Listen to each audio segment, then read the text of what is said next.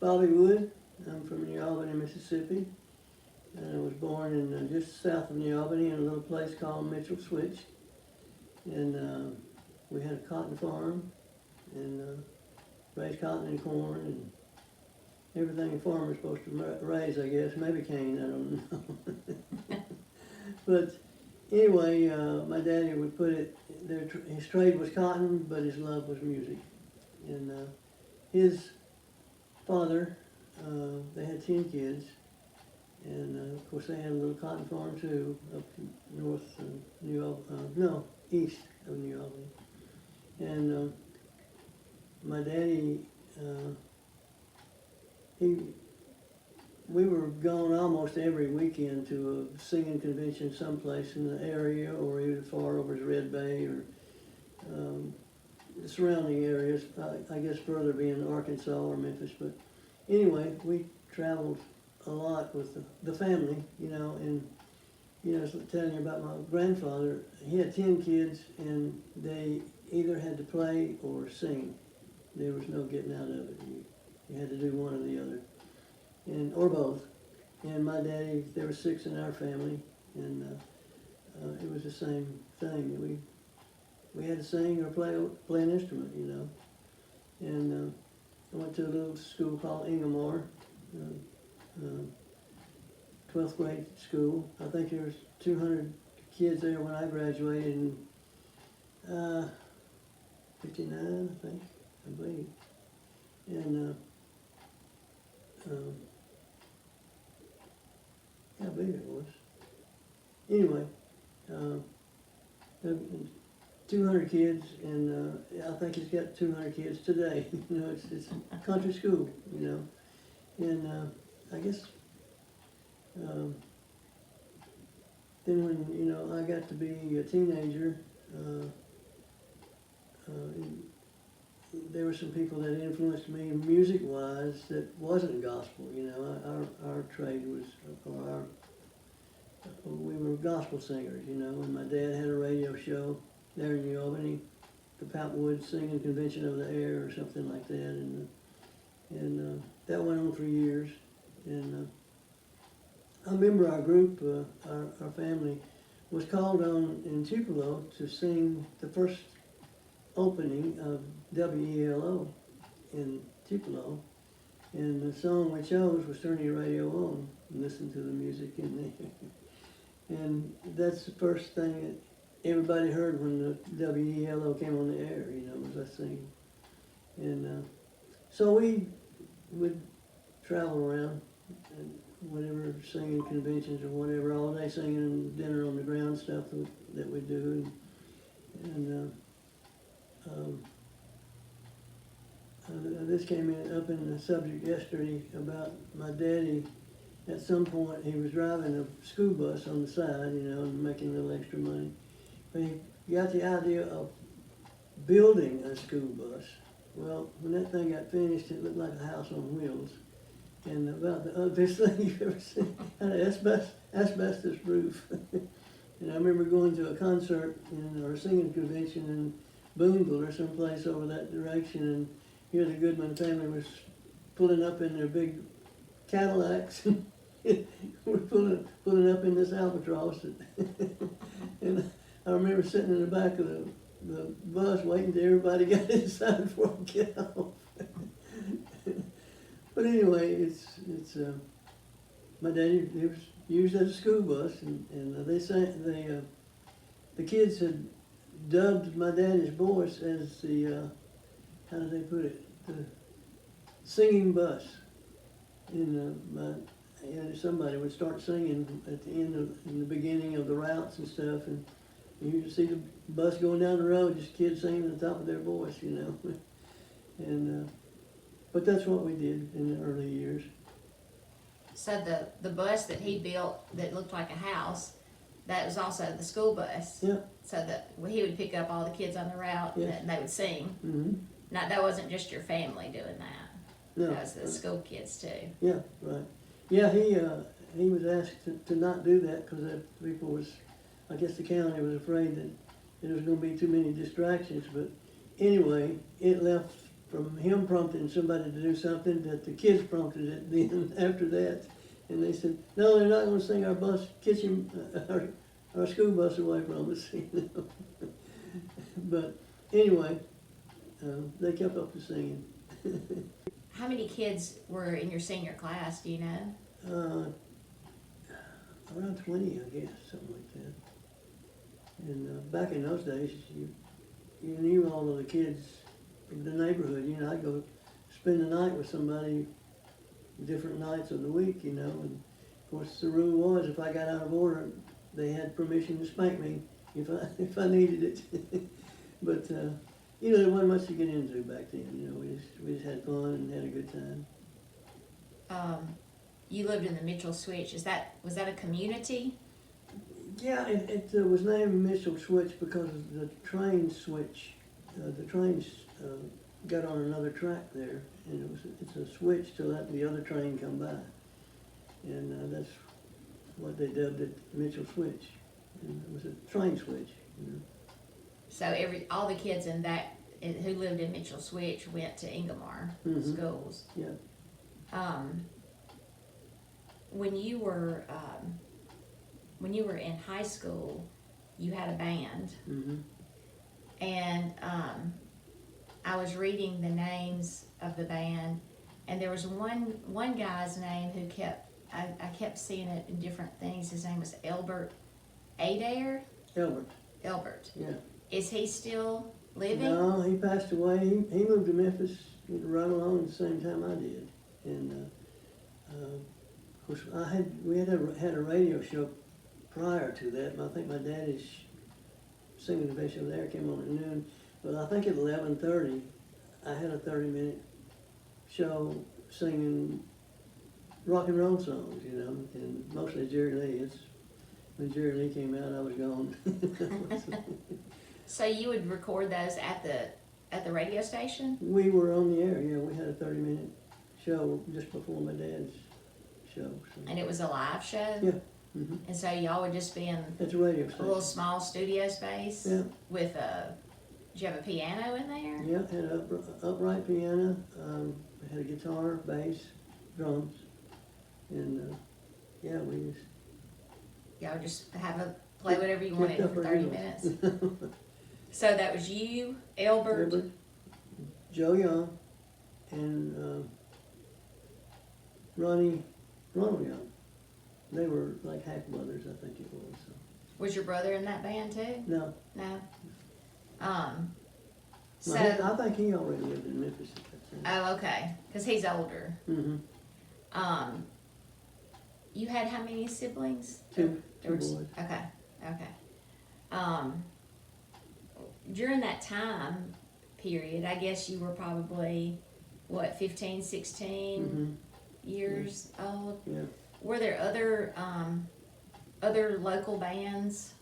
I didn't know of any. I remember while we were still in school, we had runner-up to the talent show, and we ended up in Jackson, Mississippi, and it was FFA band. And I took 2 or 3 of the guys down there, and I didn't know until I moved to Memphis that Bobby Emmons lived in Corinth. Their band, they had an Elvis impersonator, and of course I was Jerry Lee.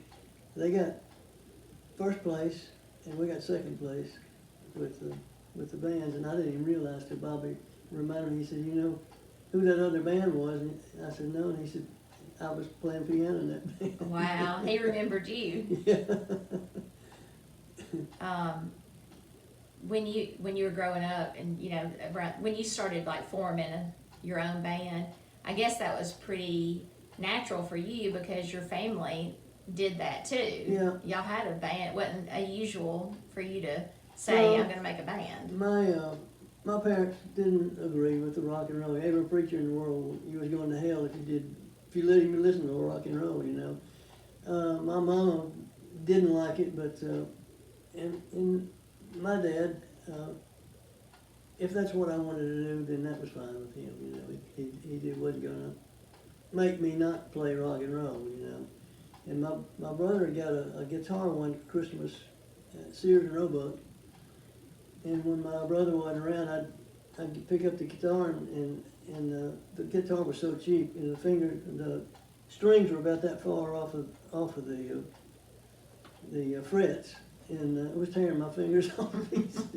And I said, this ain't worth it. So we had an old upright piano, and so that's when I started just pecking out tunes on the piano.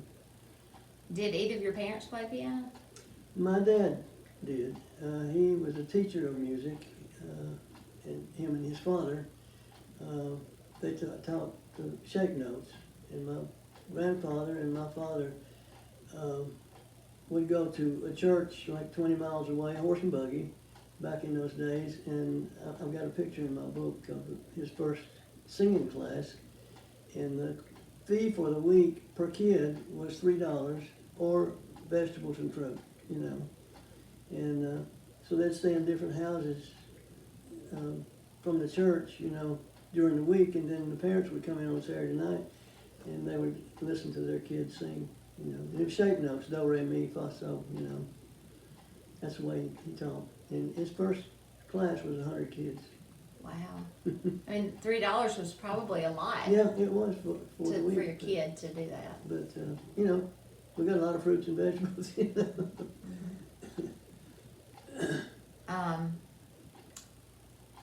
When I was reading your book, my favorite story was the one about when you were in high school and your band was asked to play during the intermission of a play or something. A teacher had asked y'all to. Yeah. Yeah, and how the principal reacted to that. Yeah, he turned off the lights, but it didn't bother us. We just kept on playing, and the kids even got louder.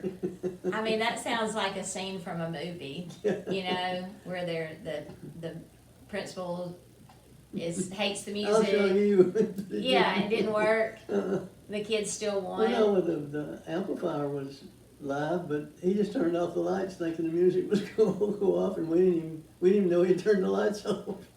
Y'all just kept going. Kept going, yeah. That's back in the days of a whole lot of shaking going on. Literally. Yeah. I imagine that after y'all finished playing, that it was probably hard to regain order for the kids to. I'm sure they were all fired up about that. Yeah, well, we would have chapel on Wednesday mornings at school, and I, a lot of times, was called to play piano and sing, you know. Of course, I would probably sing a gospel song at that point, you know, but because it was chapel. Yeah. And so, anyway, I was already playing rock and roll at that time, so we were they would hire us at a grocery store to play out front for the grocery store, and they'd put on a sale, and we were part of the act of playing and singing in front of the store, you know. It was like on Saturday afternoons or something. But I can remember that really well. That was the only venues you had at that Just point? Just about, yeah. Yeah. And then we started getting calls around different places and singing. But yeah, it wasn't much venue back then. Well, there's still probably not that many now, but you must have known early on that you were getting out of there. Mm-hmm. When do you remember when you just thought, I gotta get out of here? Too many days in the cotton field. It's like, I tell everybody even today, I said, that's where we learned how to pray, was in the cotton patch. Lord, get me out of here. You know, the mail plane would fly over about noon every day. You could about set your watch to that, but I'd look up there at their airplane. I said, is there any help? Come and help me. Rescue me. That's right. Well, where did you first get exposed to like Jerry Lee Lewis? How did you? I know I was in high school, and I guess I'd heard his music on the radio, and then I started buying his records, and then I learned what he was playing. I mean, it's just boom, ka-doom, ka-doom, ka-doom, ka-doom, you know, and it's like a 3 or 4 finger deal, and then I would learn just playing on the piano, you know, it's like, yeah, it was great. You were just mimicking him. Yeah, right. Where would you buy your records? Gosh, you know, I don't know, I guess it's some store in town, because we didn't hardly ever go to Memphis. But it must have been, I don't know. I don't know that New Albany had a music store, but they might have had a place that sold records, I don't know. But it might have been mail order, I'm not even sure. But anyway, Hook or Crook was going to get those records and learn to play what he was doing. What station were you listening to? Well, WNAU was in New Albany, and you know, I think they were playing some rock and roll at that point, but I had, and us, we had I think it was on Saturdays, we had a show in WLO in Tupelo, and these people that one was a piano player and another was sang with us, you know, and one of the girls back then, she said that she had just gone to the Elvis concert in Tupelo, and she had his picture and everything, and she said that this guy's going to be big, and I said, wow, you know, so that was my first view of Elvis Presley, and I mean, later on, I'd run into him in Memphis, but my family went there to the singing convention, and this lady that played piano for our group told my dad, said, you guys need to go into a studio and do some recording, because I think you're that good. And unbeknownst to us, we didn't know it was Sam Phillips, or we didn't even know who Sam Phillips was, you know. So we did. We went in and did 3 or 4 songs, and Sam actually engineered it for us, you know. And we got finished, and I walked back to the desk up front in another room there, in the front room, and I saw Elvis's picture underneath the glass of the desk, and I was telling Sam, I said, told him what a friend of mine had said that, you know, she'd gone to the Tupelo concert, and he says, well, meet Elvis Presley, and I didn't, he had kind of dirty blonde hair and a ruddy face, you know, it was like hadn't shaven, and he stood up and shook hands. I noticed he wasn't nothing like his pictures, you know. But anyway, I was all embarrassed and everything. I was probably about 10 years old, and Elvis commented on our music, you know, and he said, "You got a good sound, Bobby," you know. So that was my first meeting with Elvis. Wonder how old Elvis was then. If I was 12, he was, I think, 5 years older than me. So he was just a kid too. Right, yeah.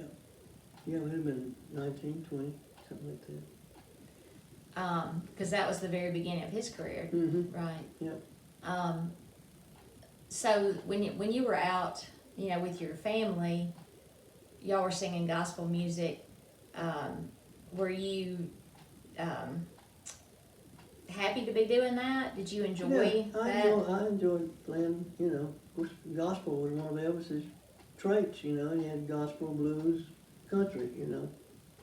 And didn't care much for country back then, but I did like the gospel and the other part of it, you know.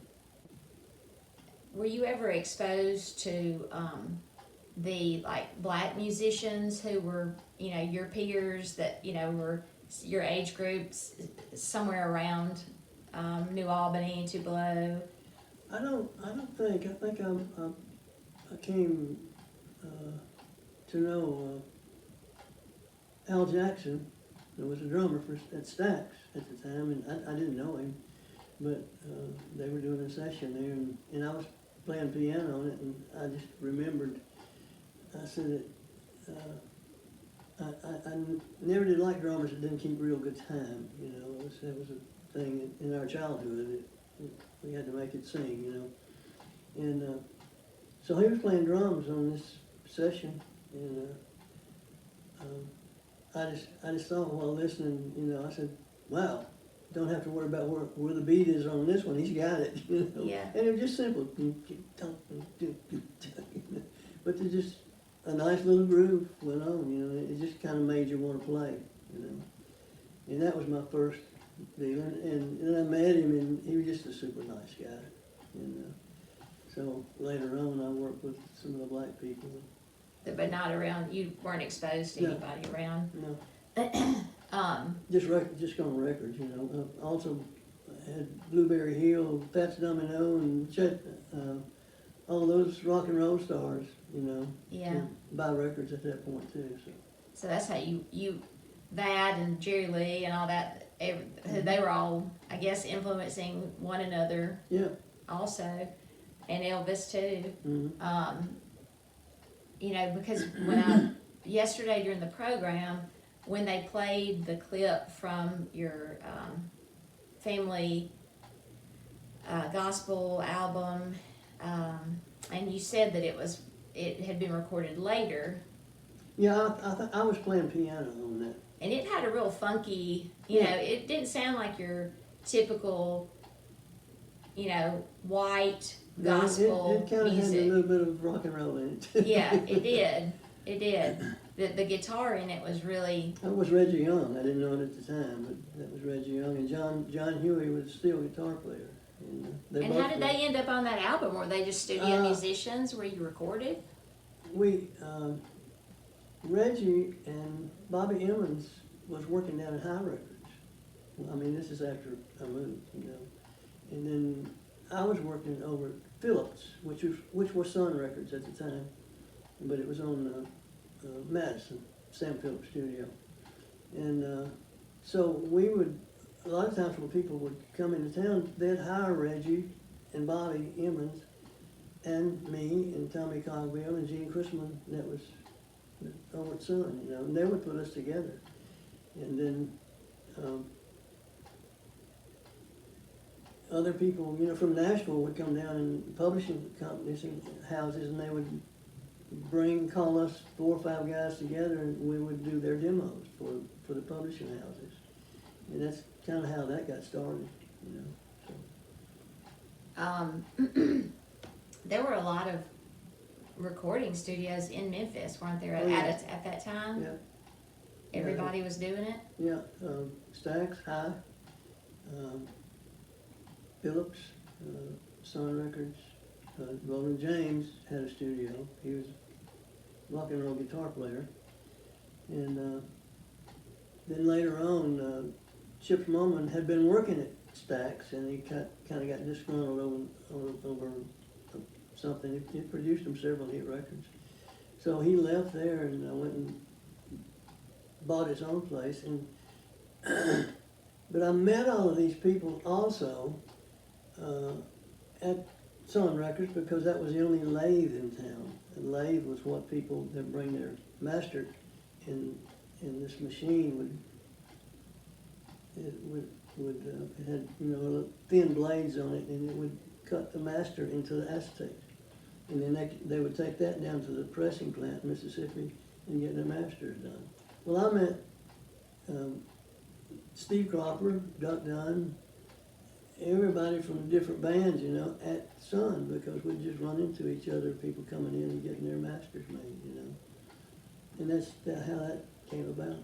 And, Where was the pressing plant in Mississippi? it was in North Mississippi, just below the line there someplace. I never was there, but, you know, I knew that's where that they went to get their I think one was called the Mother, and then off of that was the Master, you know. And they would put it over onto another vinyl, you know, and that became the Master.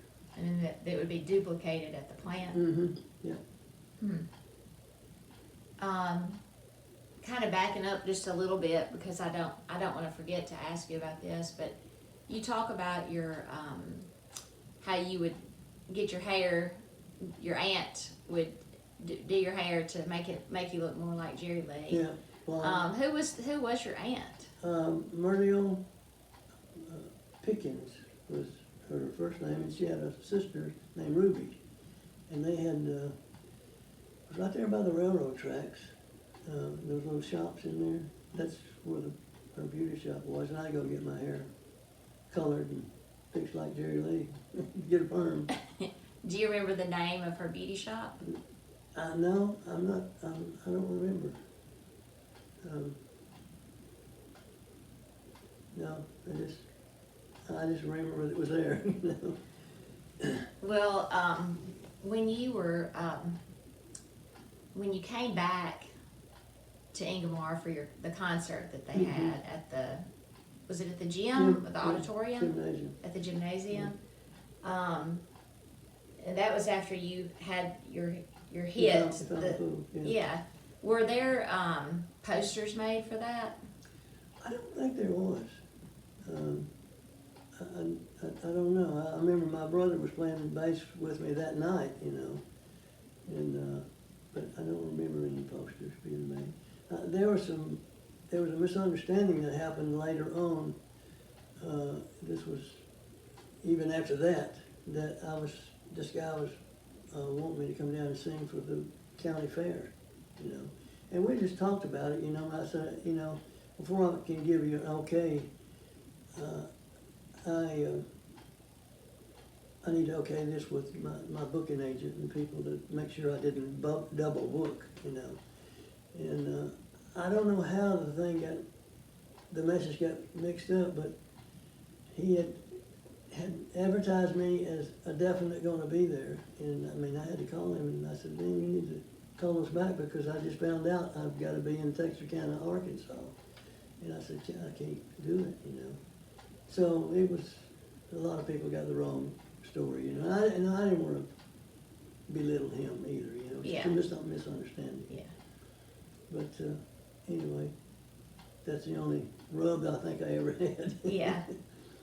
When you graduated from high school, was that kind of like when you said, all right, I'm hitting the road, or was that your kind of exit from Yeah, Ingomar? I tell people that they gave me a suitcase when I left home packed. That didn't happen, but anyway, they did give me a suitcase. But no, I moved in with my brother. He was already in Memphis, and I moved in with him for a while, and until I started working. I got a job at Standard Parts, which was it's Napa now, but it was Standard Parts back then. Pulling parts every week, and I'd sing in the nightclubs in the weekend, and my pay scale for the nightclubs was double what my week's working to pulling parts was. So finally, I was partying a little bit too much, and I got asked to leave. He said, Bobby, I think you need to continue your work. Said, you're not showing up on Mondays, so we need you on Monday. The music was taken over at that point. Yeah, right. And he was right. You know. Yeah. At some point, you have to. Had to admit the truth. Yeah. So, when you were, I guess, back to that Ingomar concert at the gymnasium, what kind of crowd? I'm Did you pretty have? sure it was packed. I knew all of my classmates were there. And, what was this? 2 or 3 years after I'd left home, or I think it. Do you know when it was? No, I don't. I don't know if it says the year in the book. It just says that it was Yeah, I after returned the there, and hit. I think I had already had the hit out. I'm not sure. It was in '64. I was in the National Guard in '63, so I don't know. It could have been before that. I'm not Well, it does say it was after the hit. So sure. Okay, that'd been '64. yeah, because you and your brother had Starlight. yeah, and but y'all arrived in your car, your new cars. Cadillacs. He had Yeah. a white one and I had a blue one. Yeah. So we backed them up to the back door and unloaded and commenced to tune up. What kind of Cadillac was it? It was, mine was a Coupe de Ville, and I think his was Sedan de Ville. So 1960s. 1960, both of them. The one that had hinges on it turned. So I just I wanted to ask you about that, but so when you're back up in Memphis and you're playing it, is it called the Starlight Club? Starlight Club. Yeah. Okay, and that was a huge club. It seated about 500. Yeah. and we would pack it with college kids because we played the top 40. It was not including my records that I had out. Where was that? It was North Memphis, and I forget exactly where it was. I think it's some Mexican foods or something. It was up Highway 51 and went to Millington, right? I don't know. Yeah, it went north anyway, but we were north of Memphis, and every Friday and Saturday night. Now, was it just out in the middle of a field, or? It had some other places around it, but I'm not sure what it was. They had ample parking space, I know that. But it was like a supper club. You could come there and get a steak and whatever you wanted to eat, you know. Then would it just kind of transform into like dance Yeah, we started floor? playing around 9 o'clock. Okay. That's when we started playing, and we'd play till midnight with 15-minute intervals in each hour. And so I had a 5-piece band, and had 3 guys that was out front that would sing the background and stuff, and some of the R&B songs that was prominent in those days. So. What were you? What would you wear for those nights when you're playing? Oh gosh, pretty snazzy as much as I could find. Loud. Mm-hmm. I can remember that I had the beetle boots, we call them later, that came up to your ankle, you know. And I had patent leather and maroon patent leather and green patent leather, you know, just anything that shined. And by this time I was buying clothes at Lansky, the same place that Elvis went to, so they're pretty snazzy with a big collar, you know. But anyway, we had a lot of fun at those places. We'd have kids would pull their shoes off and we'd do sock hops, and they'd have a dancing contest. And there was this cute little shorter people that, oh boy, they could dance up a storm, you know. And they'd win it every time, man. They were just so good, you know. They'd do the round the waist stomp and the flips and all kinds of stuff, and it was like incredible. We had to change our name from Starlighters to Skylighters because there was a band that came out with a twist, and their name was Starlighters, so we had to change our name. But it wasn't a big one. Do you have any of your costumes from back Oh in those no, days? my wife threw she threw away everything. Well, I'm sure they were pretty beat up by the time. They were snazzy, that's for sure. Yeah. Yeah, I've got. I usually just wore a sharp suit at that time, and open collar. Were you ever in a band where everybody wore the matching? Yeah. What was that? What band was that? I worked some with Ace Cannon, and I mean he'd have it on his, you know, what he wore was snazzy, but he would buy suits for the band to match. And I remember one time he wanted to buy suits, was going to New Orleans or Shreveport or someplace to do a week show. So he wanted us to all get uniforms and went to some place there on Beale Street, and I think the suits were $49 a piece. And after 2 or 3 sweats, they were gone. The line was coming down and everything. Yeah, I imagine y'all would be pretty rough on. I Well, mean, yeah, just as you do a lot of sweating on those lights. yeah, and you're moving constantly, and yeah. Did you ever get to work with Jerry Lee? He came to our club one night, and actually my friend Gene Chrisman, the drummer, was on the road with him at that time. And so that's where I got to, well, I might have met Gene at the studio because he was one of the first called drummers. He was a real good drummer. And he heard our band, and so I got to talk with him on the intermission. He says, man, he said, I would love to play with you guys, man. He said, I mean, Jerry Lee's fine, you know, but you guys are just, do all the top 50s and everything, my favorite songs, you know. And I said, well, our drummer just turned his notice in that he was going to dental school. And I said, you got the job if you want it, you know. And he said, I'll take it. So he said, I'm going to give Jerry Lee my 2-week notice. So that's how he started working with me. And we ended up both in the studio, Gene Chrisman. What did Jerry Lee think about losing his drummer to y'all? Oh, I don't know. I don't think he cared. Yeah. You got another one? Yeah. Um, And I got to be a fly on the wall one time. He came in to Sam had some songs he wanted to see if he could do, you know. So I asked the engineer, could I just set it in? And he said, yeah. He said, just sit over here. And so after I'd get through with every song, I just said, great, that's great. he had a lot of energy. Oh yeah. Yeah, you know, somebody told him later on that, you know, he was my hero growing up.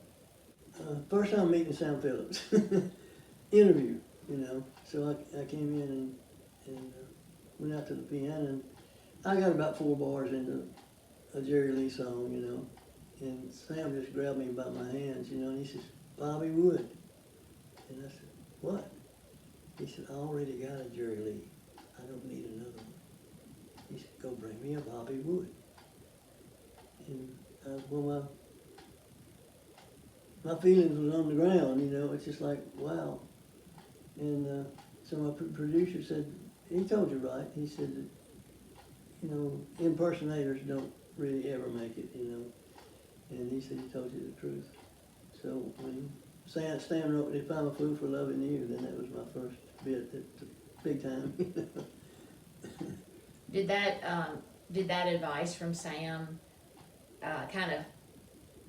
did that kind of kick you into a gear of you're gonna write your own stuff? He's right, yeah. Yeah. Yeah, you know, Elvis had a gospel in him. He had a blues in him, you know, and I had gospel in me, which was really natural. And I loved the blues too at that point too, you know, Blueberry Hill and all the Fats Domino and Chuck Berry. But anyway, it was like we were from the rock and roll school early on, and even in Memphis, you know. I like when you said there's a quote in your book. I guess it was very early on with Garth, and y'all were recording something, and you said let's take it halfway to Memphis. Mm-hmm. I thought that was a cool. You know, if you love music, then you know what that means. Yeah. You know, Memphis being more R&B, I guess, or with a groove. Yeah. Something with just a really good groove. And of which Nashville had their own style of doing things. It was like, and you knew it was from Nashville because they had their ways of doing things, you know. And ours was a little more raw, I guess you might want to say, but felt good. You know, I found out later, I said, it don't matter what kind of music you're singing, if it's country, blues, pop, whatever. I said, it needs to feel good. You know, it makes you want to smile, laugh, you know, cry, whatever, you know. And I said, I think music, of course Sam nailed that one on the head too. He said music needs to make you 5 senses, you know, laugh, cry, you know. And, but he said it needs to, if you can't feel it, then the audience is not feeling it, you know. And he said, it's like Alan Reynolds told Garth, he said that you may have a song come through here that is obviously a hit, but unless you can believe it yourself, you don't need to be doing it. He said you need to be believing, because when you believe it, the audience believes it, you know. And that's what we did. I don't know if you could take that to the bank or not, but that's what we did. do you think that you're when you moved to Nashville and all of you guys, you know, had this, I guess it was a new assembly of musicians that were working there that came from Memphis, the Memphis Boys, as they called you, or still call you. Do you think that has anything to do with the Nashville sound changing. You know, some people talk about how, you know, there are a lot of people who are mad that country music doesn't sound the way it used to sound. Hank Williams, Well, yeah. And that, you know, I guess maybe that country music stars have expanded their sound. Yeah, it was, part of it was called rockabilly. Yeah. Even Carl Perkins was in the rockabilly group. So it wasn't. It's It was it's kind of always in- been it's- happening. It's in between, you know, it's between rock and roll and country. You know, it's still country, but using all the same instruments, but it's just played a little bit different way, you know. And no, a song should always dictate what you play. You know, if it's a sad song, you don't want to be playing something happy, you know. And it needs, like in the ghetto, it's like a dirge on the bottom end. Boom. Yeah. And so, somewhere along the line, I was telling people yesterday, I said, I guess in working with the high guys, which was more R&B than us, we were rock and roll, and then the Stax people was a lot R&B, you know. And I said, but whenever we got together, I don't care what artist it was, we'd do, every song had its own picture. Your next song on the album would be nothing like the first song, because too many people, I think today, are copying. And we didn't dare do that. You know, it's like one of the guys said one night, he said, the Mona Lisa don't need touching up. We need to paint our own Mona Lisa, a new one, a new painting. And that's the way we started doing things through everything, album or whatever we did, from song to song. And we let the kind of way the song was written and the way it goes or comes together as to what we would play, you know. And it just, you know, one day the guitar player may just come up with something great, you know, and the rest of us would just join in or lay out, whichever. But by this time we learned to lay out, you know. If it didn't need my instrument on it, you know, hands off. But anyway, it went like that, and that made everything not sound the same, you know. It wasn't any close. But Nashville thing was different now. Every one of those songs was done with the same format, and so that was a big difference. But our bottom thing was blues. It was, you know, they dropped even rock and roll at that point. It was, by this time, you know, I call it a 6/8 blues song. It would be Natural Woman, or, you know, it's a 6/8 song. You make me feel like a natural woman, woman.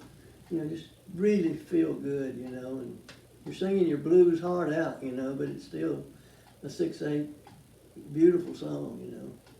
And I noticed again that another thing that Memphis had, even in whatever type music it was, Muscle Shoals had more of a R&B. You know, they cut a lot of black people, and so did High cut a lot of people.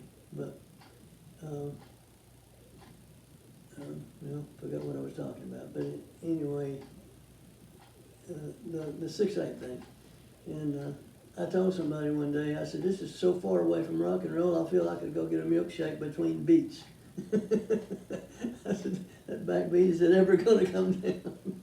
But once I learned that was just somebody singing their soul out, you know, crying or laughing or whatever, you know. So anyway, that was just a different kind of music for me playing, but I loved it. I really enjoyed it. And that's when we started working more with the black people. And, you know, I'd have people in, you know, recent years would ask me about the black and white thing in Memphis, and I said, don't even go there, please. You know, don't go there. Didn't happen, okay? Our black brothers in music was like, we'd take a bullet for each other, you know. It's like, that's how much we we loved and cared and respected their talent, you know. So that's how the respect comes from. I saw a lot of it yesterday. It was like thought I'd died and gone to heaven. It was like, I can't believe my old friends. There was at least 50 people, I guess, that was I'd worked with, you know.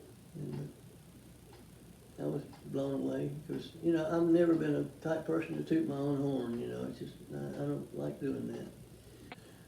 Yeah, you don't. You're very reserved with. Well, you know, it's just like, I enjoy what I'm doing. I believe I'm blessed. There's definitely a blessing that's been there since the first day. And you know, when I gave my life to the Lord, it was like, it was just another day, you know. And still, you know, not my will, His will, you know. So, you know, we're all guilty, you know, of something. But anyway, and the gospel thing was part of it too, you know. Yeah. I'm putting God first, and everything else comes second, and it blossomed at that point, you know. It just kept me going. Which at that age, at my age, I shouldn't have been, you know. But it was, you know, great, and we all respected each other, you know. If somebody was coming up with something really good, you would just back off and see as it evolved, and all of a sudden maybe something comes to you with left hand or right hand or whatever, you know. It's just like, I bet that's so much fun. It is. It's like putting colors to a picture, and with each one of them having its own creativity, or own painting, you know. And you know, I was talking a while ago about the difference in Muscle Shoals and Memphis. Muscle Shoals was more cotton patch R&B, you know. Memphis sound had a little bit of classics in it. It was a little more classical, because I remember, you know, when I was really young and starting out, I loved a great melody. I mean, it would just make me want to cry or whatever. But I think if it was Floyd Kramer's Last Date, I mean, the way he played that was like, you could imagine this being my last date, you know. It's like, wow, you know. And I think I went out and bought the record, and I wasn't a record buyer. But it was just, you know, and that record was kind of classy too. It had class. But I couldn't play the classics, but it had a meaning somewhere in my makeup, you know. So, but a lot of the things that I played and listened back to, it was a little classical. It was simple, but it was a melody thing, like the dance, for one thing. Yeah. So Did you ever have an artist who came in and with literally just a piece of a song in their head, and then you all hashed it out together, Mm-hmm. like it wasn't written down? Mm-hmm. The dance was like that. Was it? You know, we didn't listen to the demo, and I think that was on purpose.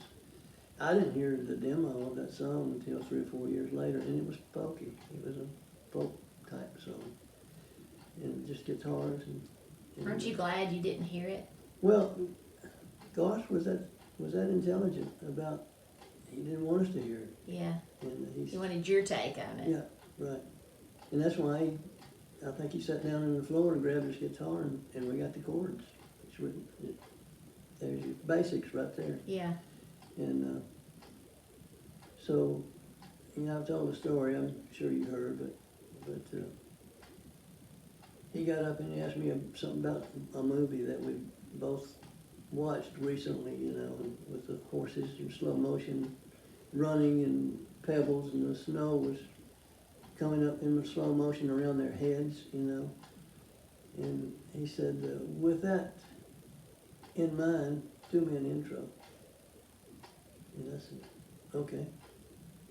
And so I just, you know, got quiet for a few, maybe 5 minutes or so. We were just sitting there, and I said, okay, turn the tape on. And I started playing that kind of classical melody. And I think I might have stopped once and done it over, but anyway, that's what came out. And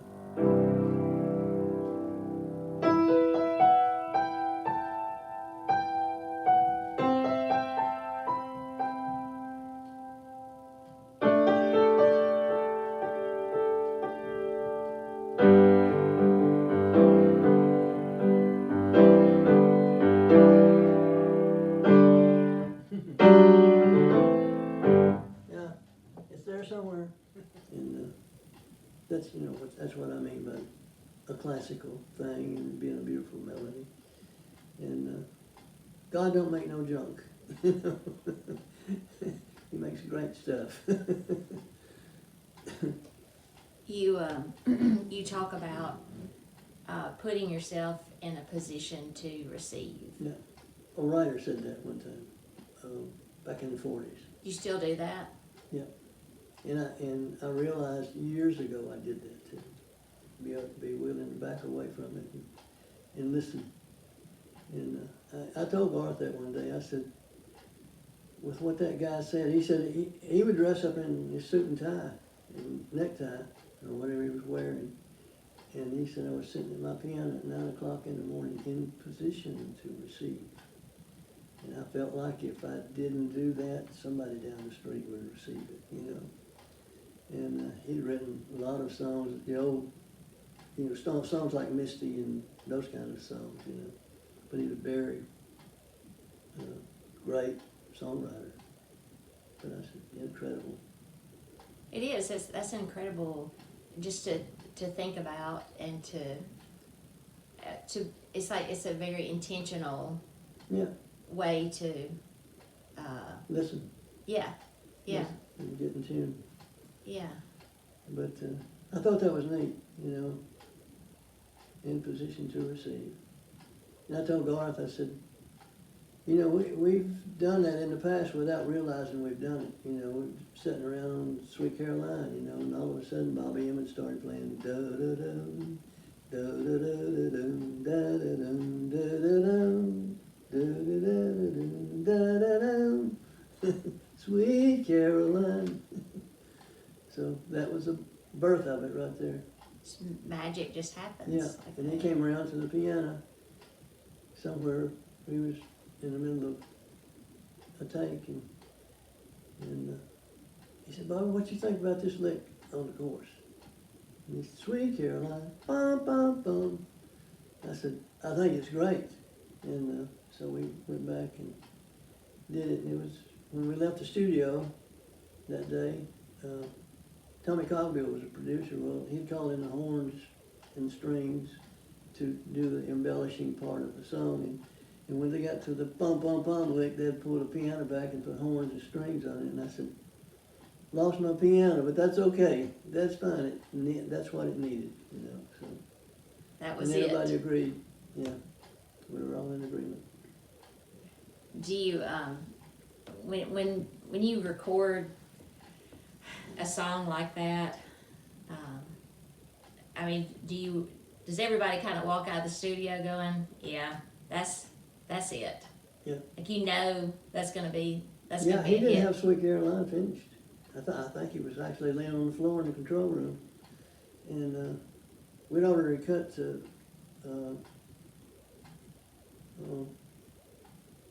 Back Up the Old Babies and Everyone Goes, Brother Love. We'd already done that.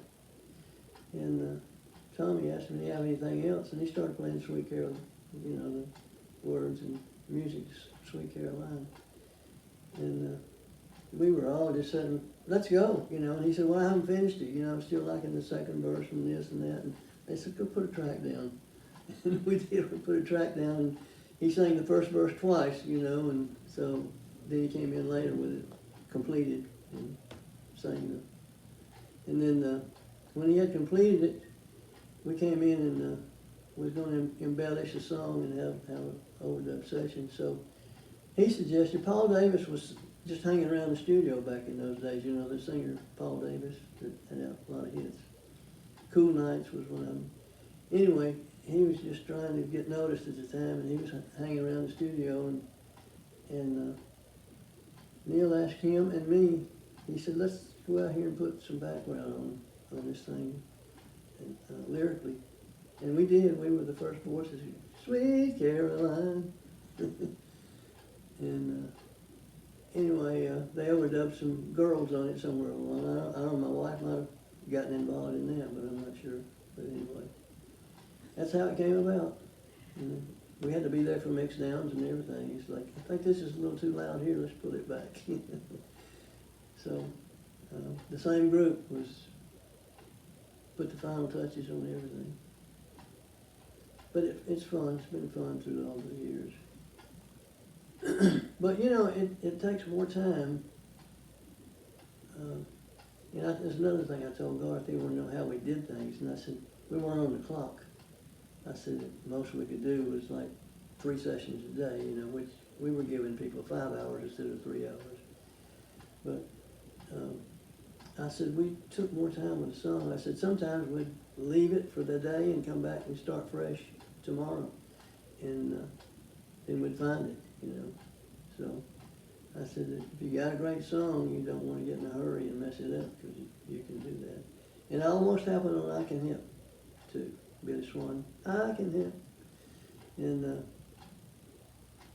Bobby Emmons had brought, Chip Young had a studio out in Murfreesboro. Had a big Olympic-sized swimming pool behind it, and he'd built a studio into either the kitchen or the slave quarters or whatever, you know, that used to be years ago. And so Bobby brought this little cheap-sounding organ, and they plugged it in, and of course Billy Swan was a keyboard player too. And they was getting this stuff together. Me and Bobby went out on the front porch because he didn't have enough studio was so small everybody couldn't get it. So I said, we're just going to go out here and listen. And I think they had bass, drums, Reggie on guitar, and Billy was playing the organ. He started dun dun dun dun. If you got a problem, don't care what it is. But anyway, they got through with that, and we came in to listen, and then the producer, Chip Young, said, well, how about this and this and this? I said, be careful, man. I said, this song is almost finished. I said, this is a worldwide smash. And everybody agreed. And I said, it needs an instrumental in the middle, and I think Reggie put that on. Or maybe Reggie did the intro. Chip Young put the instrumental on in the middle. We went out and clapped our hands and yelled and did all kind of vocals on the background. Whoa, whoa. And then Chip took my advice. I said, if you want those triplets on, fast domino triplets on something, I said, don't do it on the obvious piano, you know. Let the drummer close the hi-hat, you know, like, and do the 16th on that, you know. Just something small, you know. And that's all they did. They mixed it, and next thing we knew, it was playing around the world. That song is very different too. Yeah, it is. It's really different. And it's not a song you have to sing either. It's just kind of. I told somebody, I said Ringo Starr could sing that. I bet the kids who love to dance loved that song. What a great dancing song. Oh yeah, yeah. Yeah, that's if you a got good a problem, one. I'm your man. I can help. That's a good one. Don't care what it is. Did you ever come out, you know, I asked you earlier about when you walk out and you think, okay, that, like y'all knew that. You knew that was going to be a hit. There's no way it couldn't have been. Yeah. All right. Yeah, Did you ever walk out and think, ugh, Yeah. this, Oh yeah. A lot of times. yeah, Don't know. yeah. Man, there's some things that we thought was hits that wasn't too, you know, so we weren't right all the time, but probably 80%, you know. Yeah. But that's the fun of it, creating, to me, is, if you notice Jesus in the Bible, he didn't do two things the same way. I said, he's a creator. Why's he gonna do 14 spit in the muds, you know?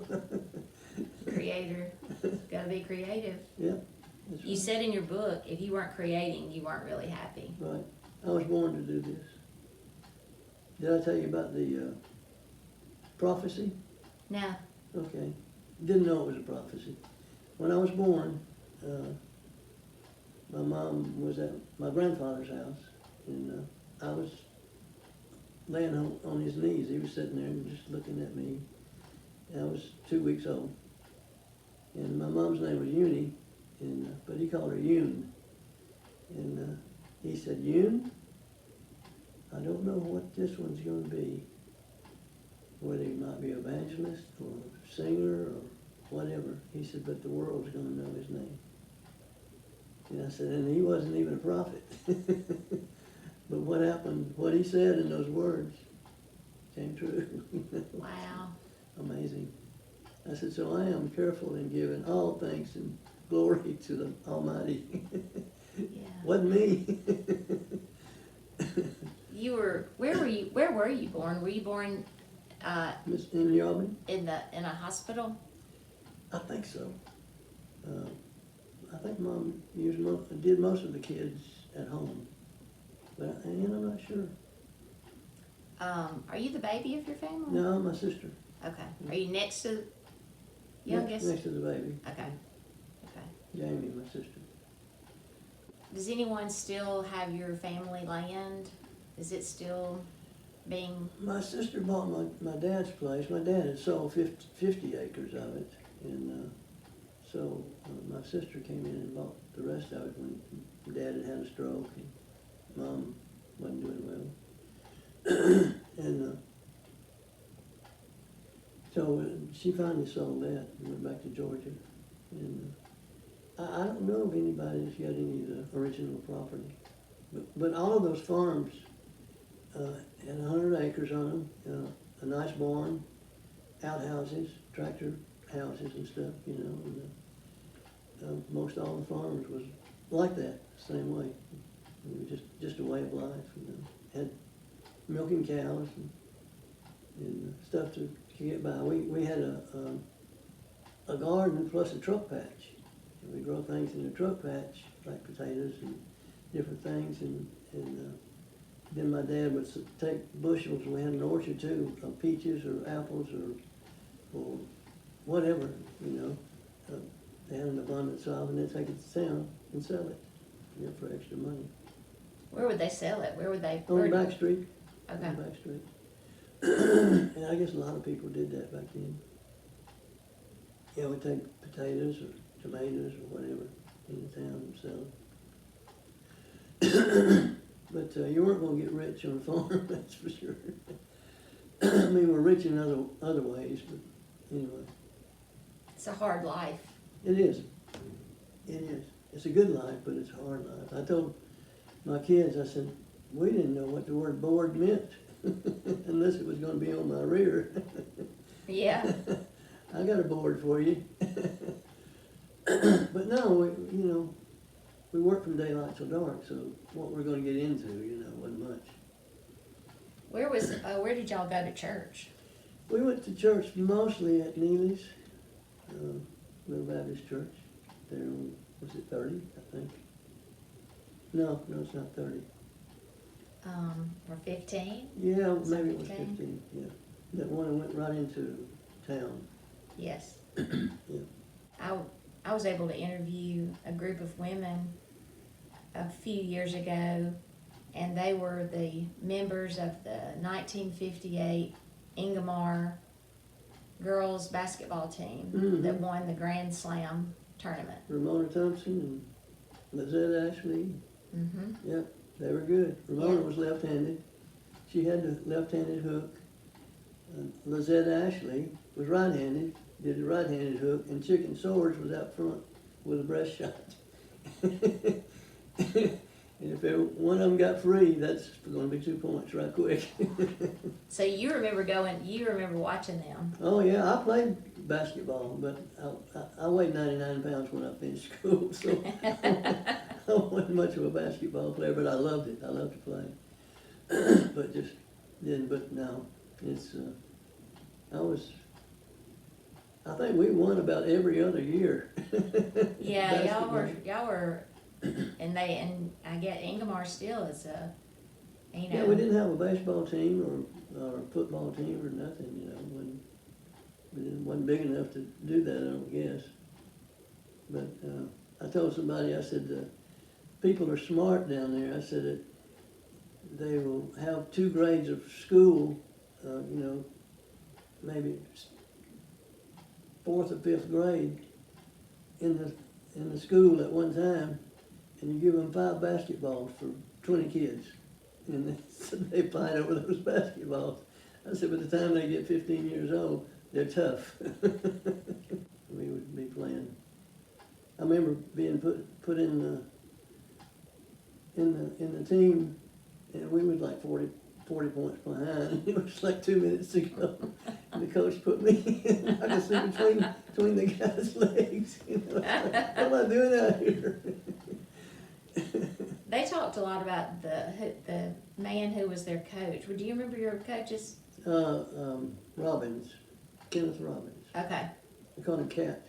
Yeah, that was. Cat Robbins. Yeah, that's who they talked about. He was a great high school. I think he tried college for a while and it didn't work. So he was a great high school teacher and Yeah. coach. Yeah, he had government class too. He actually had us to make a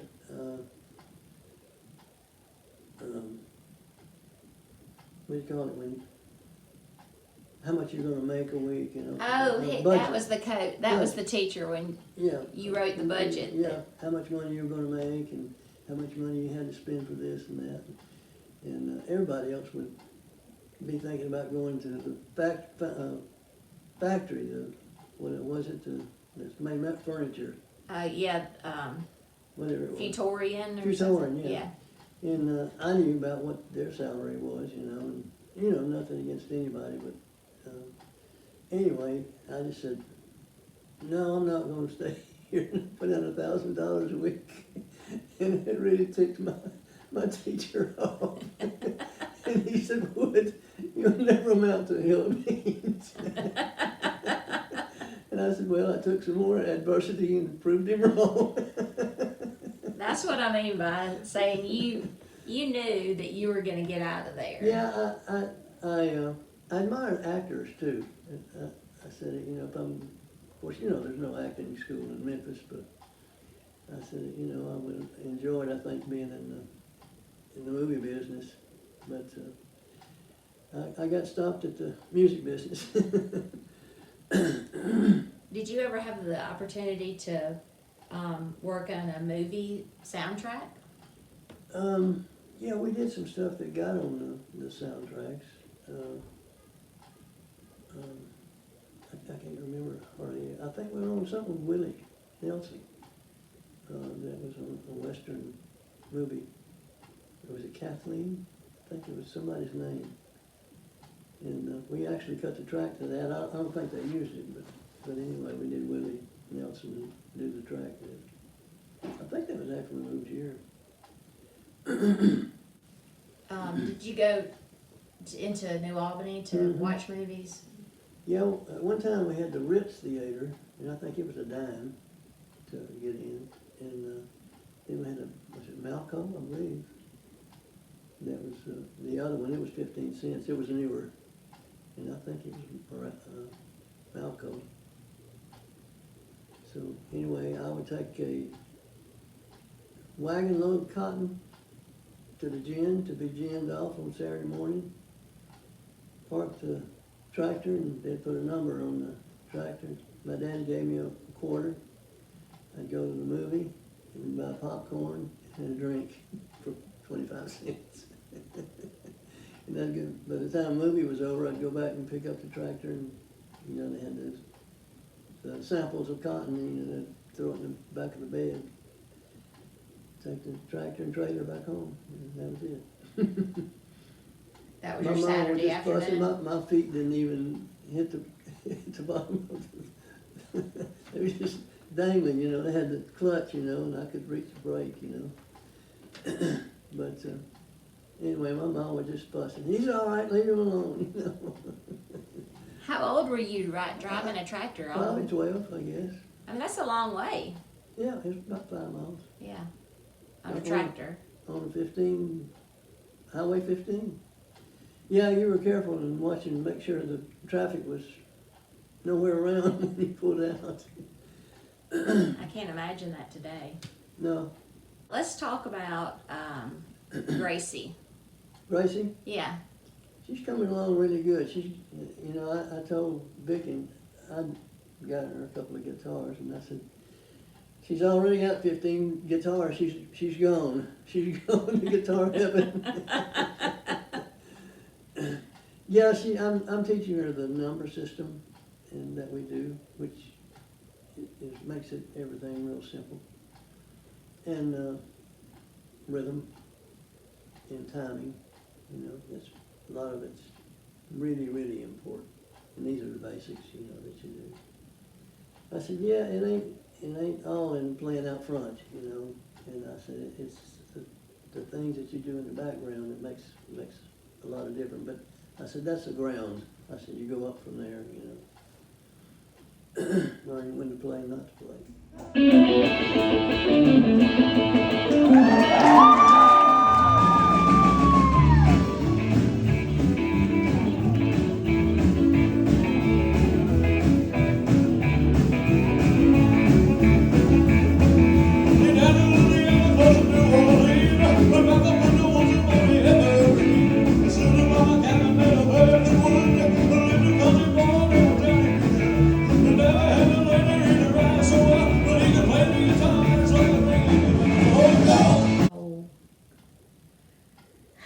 There's no way to cover your whole career. There's so much. There's one thing I wanted to ask you about. You know, you were talking about having emotion or soul or feeling. If you're gonna sing a song, you got to have that. Or if you're gonna make music, you got to feel something about it. Mm-hmm. And you know, what to me, one of the saddest country songs ever is "He Stopped Loving Her Today." Yeah. And you know, what kind of emotion was there recording that? It was pretty morbid, you know. But I mean, the way it was written, I knew both of the writers. I used to play on demos that they'd written. I respected writers so much because I knew without a song you got nothing, you know. I mean you can have instrumentals, but nobody's gonna play them this day and time. But anyway, I always admired songwriters, and I remembered I was playing. I think it was either Fender Rhodes electric piano or the Wurlitzer electric, and you can hear it in the track. It just plays on the 1, 2, 2, 2, 1, you know, to the next chord. Just nothing but chords, you know. And it kind of took the place in Nashville of the vibes, the vibe, the xylophone or whatever, you know, the musical vibes. And that Fender Rhodes took the place of a bunch of those things that in the section of the band section, you know, it blended in, you know, something pretty in the background. So even though it's simple, it's still nice to feel and hear. And I played that all the way through, just the chords. And then it took that. I was watching the thing on Billy Sherrill one time, and he said that George didn't like the song, and he said we put a track down, and he said, I ain't gonna do this song. He said, I ain't in the mood to do this piece of crap, you know. And Billy said, well, just do one take, you know. And it was a year before George called him back and said, you know, if you think that's a hit, I'll do it. He said, I don't think it's a hit, you know. And so he did, and he did a real good job on it. And then they came back and added a talking verse, which was the next verse. Well, that kind of messed up the track, you know, and I'm pretty sure they had, I went into overdub acoustic piano because there was no acoustic piano there, and they just brought the tape in, and I played a verse, and then it was an ending, you know, and then played the da da da da da da da, you know, to end the song. But George told Billy Sherrill, he said, "I'll bet you $100 that this morbid SOB it's not going anywhere." And Sherrill said, "You're on." And then the next time we came in, which was probably another year, George paid off. It's still a morbid song. Yeah, it He is. said, "Ain't nobody gonna buy this." It ended up being the country music song of all times. Saddest song ever played. He stopped loving her. Now, you know what? I got the wrong message from that song at first, and I said, "What does that mean? He stopped loving her today." So that means he's dead. I said, "Oh, I get it." But no, we had songwriters in Memphis, and I already, Mark James, I'll tell you a story about Always on My Mind. Those guys were in the studio. Wayne Carson, he came down from Missouri, he was a songwriter, and Johnny Christopher was hanging around the studio, and he was also a writer. So the guy from up in Missouri, Wayne Carson, he was on his phone. His wife was just, you know, "You gotta come home, man. You got kids. You know, they're going to school. You know, you got a life here. You know, you need to come home." And he said, "I'm just trying to get a song cut." You know, he said, "We're getting ready to cut some major artists and Elvis and different people. And I gotta be here, you know." He said, "But you're always on my mind." And after he said it, he looked up at Mark and Johnny. He said, "I gotta go now." They went upstairs and wrote it. It hit him. "You were always on my mind." That's okay, good. I gotta go. That's good. Yeah, you never know when it's gonna hit you. That's like right, that. when it's gonna come out. Yeah. Yeah, Bobby Emmons came to the studio one day up here, and him and Chips was gonna get together and write. And so as Bobby's going to the bathroom past the control room door, and he stuck his head in the door and said, "Let's go to Lukenbach, Texas." And Bobby said, "With Waylon and Willie and the boys." Bobby went into the bathroom and came back, and they wrote the song. Wow. "Let's go to Lukenbach, Texas." Just out of pure silliness. Yeah. Wow. There's nothing in Lukenbach, Texas. Can you imagine what that song has done for that town? Well, no, I don't think they do either, because Aaron said he was through there one day, and he says, "Do you people not know that Waylon Jennings is Lukenbach, Texas is the biggest thing it's been around?" And he said, "Do you even know the writer?" And they thought the writer was Waylon. They said, "No, it was the producer, Chips Moman and Bobby Emmons."